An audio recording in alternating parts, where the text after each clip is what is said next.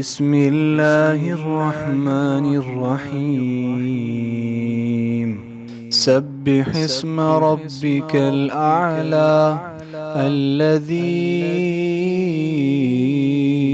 خلق فسوى والذي قدر فهدى والذي أخرج المرعى فجعله غثاء أحوى سنقرئك فلا تنسى إلا ما شاء الله إنه يعلم الجهر وما يخفى ونيسرك لليسرى فذكر إن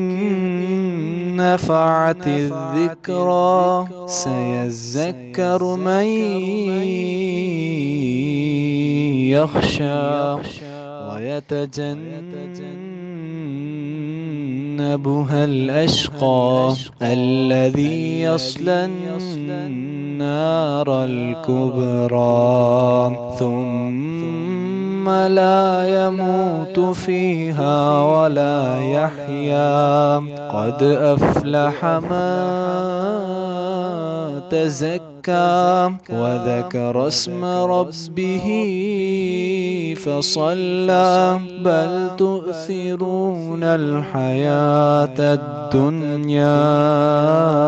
بل تؤثرون الحياة الدنيا والآخرة خير